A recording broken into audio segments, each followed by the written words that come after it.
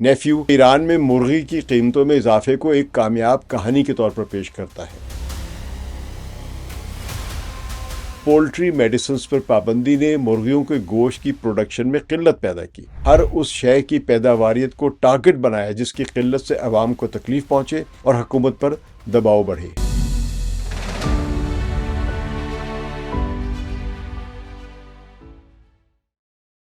ثقلین امام کا سلام قبول کیجیے۔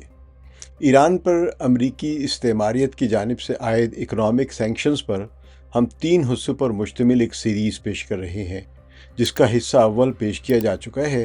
اب آپ کے سامنے پیش خدمت ہے اس سیریز کا دوسرا حصہ۔ ہم ایران پر عائد اکنامک سینکشنز پر بات اس لیے کر رہے ہیں کہ 2025 کے دسمبر کے آخری ہفتے اور 2026 میں جنوری کے پہلے 2 ہفتوں میں ایران میں مظاہروں کا سلسلہ پھوٹ پڑا تھا، جسے جلدی مسلح افراد نے ہائی جیک کر لیا۔ مظاہرے شروع ہونے کی وجہ ایرانی ریال کی قدر ڈالر کے مقابلے میں 90% گر گئی، جس کی وجہ سے ٹریڈر بہت زیادہ متاثر ہوئے اور عام شہری بھی قوت خرید سے محروم ہو گئے۔ یہ بہت بڑا مالیاتی بحران تھا۔ کچھ ناقدین نے اسے حکومت کی غلط پالیسیوں کا نتیجہ قرار دیا اور کچھ نے کرپشن کا۔ لیکن اب یہ صاف ظاہر ہو چکا ہے کہ ایک واضح اور چالاک منصوبے کے تحت امریکہ نے ایران کے اندر یہ مالی بحران پیدا کیا تھا۔ اس نے صرف عام پابندیوں سے آگے بڑھ کر ایک مالیاتی جنگ کی ایک نئی شکل شروع کی۔ امریکہ کے جو ٹریجری ڈپارٹمنٹ ہے، یعنی محکمہ خزانہ، جو اس نے اپنے قوانین خاص طور پر پیٹریاٹ ایکٹ کے سیکشن 311 کے استعمال کرتے ہوئے ایران کو فزیکل ڈالرز تک پہنچنے سے روک دیا۔ اس طرح انہوں نے ایک فائنینشیل ٹریپ یعنی مالی جال تیار کیا جو ایران کی معیشت کو سست کر دیا۔ جس نے یہ کوئی قدرتی مارکیٹ کی ٹریجیکٹری نہیں تھی کہ ایسا کچھ مارکیٹ میں ہو رہا تھا جس کی وجہ سے ڈالرز غائب ہو گئے، بلکہ امریکی حکومت نے یہ جان بوجھ کے ایک ٹریپ بنایا کہ اب ایران کے اندر ڈالرز کی جو فراوانی ہے یا رسائی جو ہے وہ کم سے کم ہو جائے۔ تو یہ کلاسک آرگنائز فائنینشیل سیج تھا، محاصرہ تھا، ایک منظم مالی محاصرہ تھا، جس کا مقصد ملک کے اندر عوامی سطح پر پریشانی اور بے چینی پھیلانا تھا۔ یہ ٹارگیٹڈ مقصد تھا اس کا۔ تہران، تبریز اور اصفہان کے قدیم بازار جو ہمیشہ سے ایران کی اکانومی کا دل رہے ہیں، اس آرٹیفیشل اور پلانڈ بحران کا مرکز بن گئے۔ تاجروں نے جب محسوس کیا کہ کرنسی کی یہ تباہی کوئی حادثہ نہیں بلکہ ایک منصوبہ ہے، تو انہوں نے اپنی دکانیں بند کر دیں۔ امریکی سازش کا سب سے بڑا ثبوت امریکی خزانے کے سیکریٹری یعنی ان کے ٹریجری سیکریٹری اسکاٹ بیسنٹ کا اپنا اعتراف ہے، ان کا اپنا بیان ہے۔ انہوں نے کہا کہ ایران میں کرنسی کی قدر میں گراوٹ کوئی حادثہ نہیں تھی بلکہ ہمارے فائنینشیل سٹرکچر کا ایک منظم نتیجہ تھی۔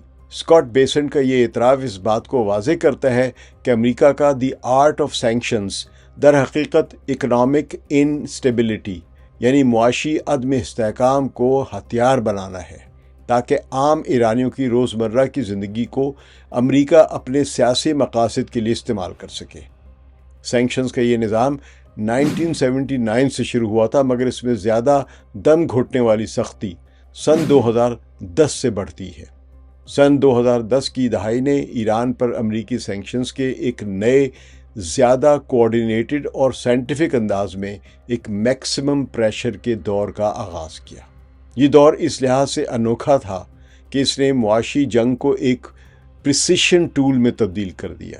جیسا کہ ایک CIA سے وابستہ تھنک ٹینک اسٹریٹفر کے جیو پولیٹیکل تجزیہ کاروں نے نوٹ کیا کہ پابندیوں کا یہ نیا ماڈل کولیٹرل ڈیمیج کو کم کرنے کے بجائے اسے ہی ایک اسٹریٹجک ایسٹ کے طور پر استعمال کرنے لگا۔ یعنی یہ کہ سینکشنز کے اگر معصوم لوگ شکار ہو رہے تھے تو انہیں ان سینکشن سے محفوظ کرنے کے بجائے انہیں معصوم عوام کی تکلیفوں میں جان بوجھ کر اضافہ کیا گیا کہ یہ تکلیف میں ہے تو ٹھیک ہے، ان پر مزید تکلیف ڈالو۔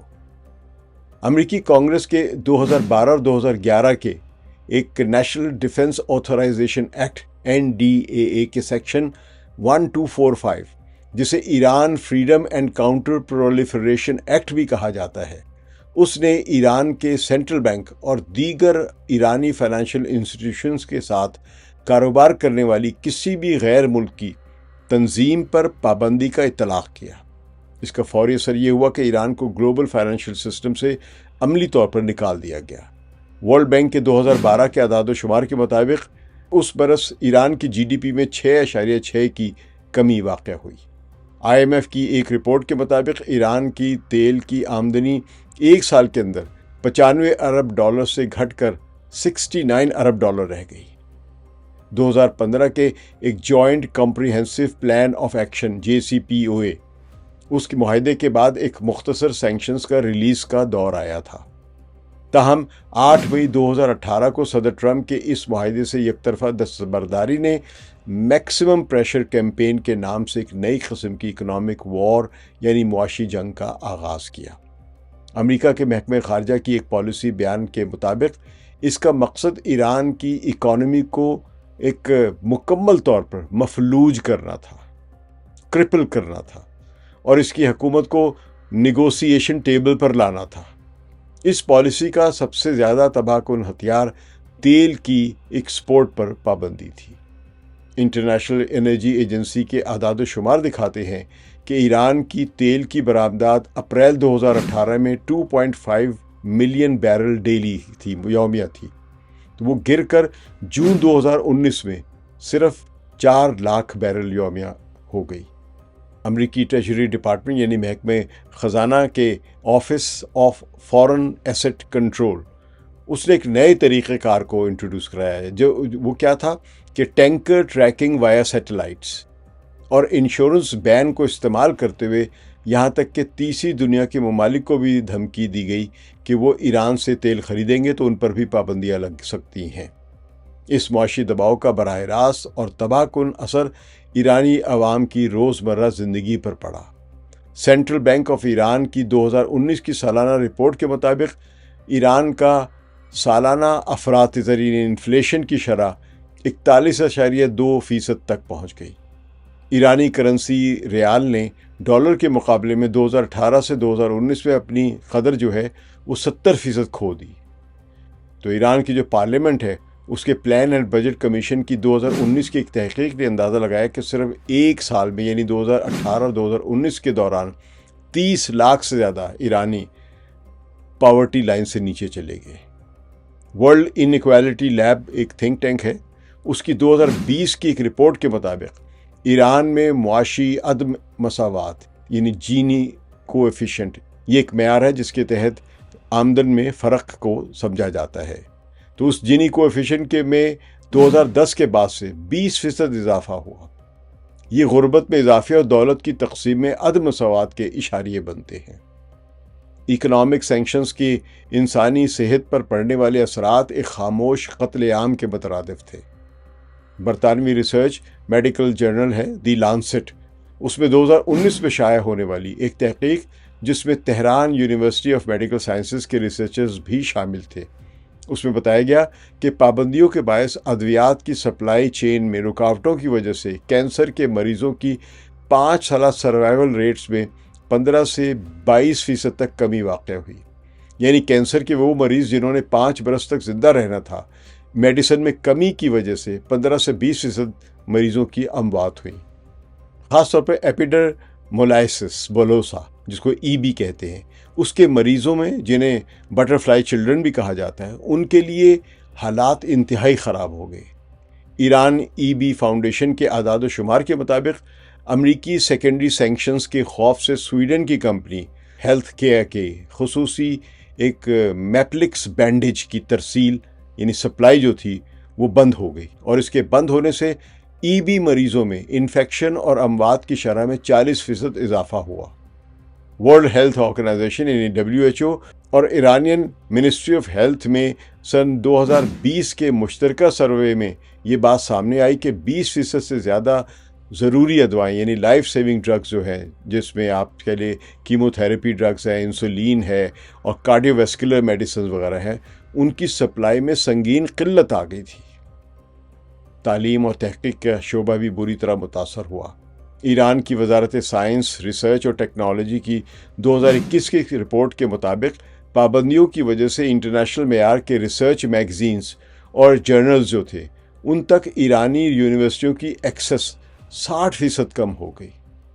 انسٹیٹیوٹ آف انٹرنیشنل ایجوکیشن کے 2020 کے اوپن ڈورز جو ہیں اس کی رپورٹ کے مطابق امریکی یونیورسٹیوں میں پڑھنے والے ایرانی طلباء کی تعداد میں 2015 کے بعد سے 50% کی کمی واقع ہوئی ہے۔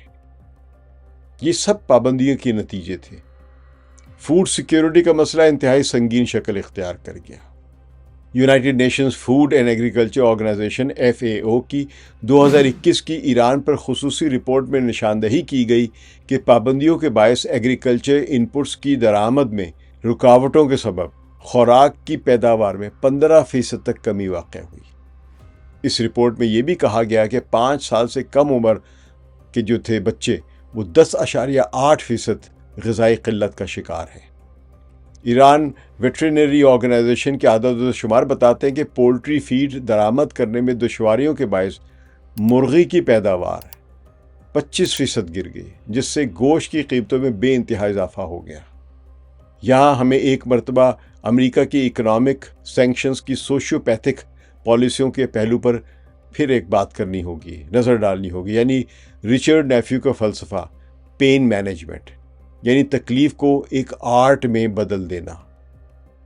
اس سارے عمل کے پیچھے کا فلسفہ رچرڈ نیفیو کی کتاب دی آرٹ آف سینکشنز میں ملتا ہے، جو در حقیقت پابندیوں کو ایک جنگی ہتھیار کے طور پر استعمال کرنے کا ایک مینول ہے۔ نیفیو، جو خود صدر اوباما کی حکومت میں ایران کی پابندیوں کے اہم آرکیٹیکٹ تھے، وہ ایران میں مرغی کی قیمتوں میں اضافے کو ایک کامیاب کہانی کے طور پر پیش کرتا ہے اور بتاتا ہے کہ کس طرح جانوروں کی غذا کی جزویات اور پولٹری میڈیسنز پر پابندی نے مرغیوں کے گوشت کی پروڈکشن میں قلت پیدا کی اور ان کی قیمت کئی گنا بڑھ گئی، جس نے عوامی بے چینی میں اضافہ کیا اور مظاہرے بھی ہوئے۔ یعنی رچرڈ نیفیو نے ہر اس شے کی پیداواریت کو ٹارگٹ بنایا جس کی قلت سے عوام کو تکلیف پہنچے اور وہ اپنی حکومت کے خلاف اٹھ کھڑے ہوں اور حکومت پر دباؤ بڑھے۔ ذہنی صحت یعنی مینٹل ہیلتھ پر بھی پڑنے والے اثرات بہت گہرے اور دور رس ہیں۔ Tehran university of medical sciences کے ایک جو ان کی اپنی مینٹل ہیلتھ ریسرچ سینٹر جو ہے یعنی اس یونیورسٹی کے اندر جو ایک سینٹر ہے، اس کے 2022 کے ایک بڑے سروے میں ظاہر ہوا کہ اکنامک انسیکیورٹی یعنی معاشی عدم تحفظ اور مستقبل کے خدشات کی وجہ سے جنرل پاپولیشن یعنی عوام میں ڈپریشن اور اضطراب کے کیسز میں 35% اضافہ ہوا۔ سروے میں یہ بھی بتایا گیا کہ 18 سے 35 سال کے نوجوانوں میں خودکشی کے خیالات کی شرح یا رجحان کی شرح 2015 کے مقابلے میں دگنی ہو گئی۔ اس تمام تر تباہی کے باوجود پابندیوں کا بنیادی مقصد جو کہ ایران کی خارجہ یا نیوکلیئر پالیسی میں تبدیلی حاصل کرنا تھا یا ان سے کو مجبور کرنا تھا کہ یہ تبدیلی لائیں، امریکہ وہ تمام مقاصد حاصل کرنے میں ناکام رہا۔ انٹرنیشنل کرائسس گروپ کی 2023 کی ایک رپورٹ میں تسلیم کیا گیا ہے کہ میکسیمم پریشر کیمپین جو کہ امریکہ نے ایران کے خلاف شروع کی تھی، وہ نہ تو ایران کو مذاکرے کی میز پر واپس لا سکی اور نہ ہی اس کی خطے میں سرگرمیوں میں کوئی قابل ذکر کمی واقع کر سکی۔ در حقیقت رپورٹ کے مطابق پابندیوں نے ایران کو مزید سیلف ریلائنٹ اور ریزیلینٹ بننے پر مجبور کیا، جس کا نتیجہ ریلائنٹ آن نان آئل ایکسپورٹس، یعنی ایران نے پھر تیل کی بجائے دوسری اشیاء کی برآمدات پر ایکسپورٹس پر بھی کام کرنا شروع کر دیا اور وہ ان میں اضافہ ہوا ان کی ایکسپورٹس میں۔ ایران کسٹمز ایڈمنسٹریشن کے اعداد و شمار کے مطابق تیل کی برآمدات کے علاوہ دیگر پروڈکٹس کی قیمت تقریباً 2021 میں $40 ارب سے بڑھ کر 2023 تک $53 ارب تک پہنچ گئی، یعنی یہ ان کی ایکسپورٹس بڑھ گئی، نان آئل ایکسپورٹس۔ تاہم یہ اکنامک ریزیلینس ایک بھاری انسانی قیمت پر حاصل ہوئی۔ UN special rapporteur on negative impact of unilateral coercive measures جو ہیں رپورٹر پروفیسر ایلینا ڈوہان، انہوں نے اپنے 2022 کے دورہ ایران کے بعد اپنی رپورٹ میں لکھا کہ یہ یک طرفہ اقدامات انسانی حقوق کی وسیع پیمانے پر خلاف ورزیوں کا باعث بن رہے ہیں، خاص طور پر صحت، خوراک اور مناسب معیار زندگی کے حوالے سے۔ ان کی رپورٹ کے بعد یہ سوال اٹھتا ہے کہ کیا کسی بھی اسٹریٹجک مقصد کے حصول کے لیے اتنی بھاری قیمت مانگنا جائز ہے، جب اس کی اصل قیمت عام شہریوں کی زندگی، صحت اور امید سے ہو؟ یعنی وہ اپنی زندگیاں، صحت اور قربان کر کے یہ قیمت ادا کر رہے ہو ان سینکشنز کی۔ ایران پر امریکی اکنامک سینکشنز کے اثرات پر ہم نے 3 حصوں پر مشتمل یہ ایک سیریز تیار کی ہے۔ اس وقت اس سیریز کا دوسرا حصہ پیش کیا گیا۔ اس سے پہلے حصہ اول پیش کیا گیا تھا۔ اگلے یعنی تیسرے اور آخری حصے میں ان سینکشنز کے مزید پہلوؤں پر بات کریں گے۔ ثقلین امام کو اجازت دیجیے۔ خدا حافظ۔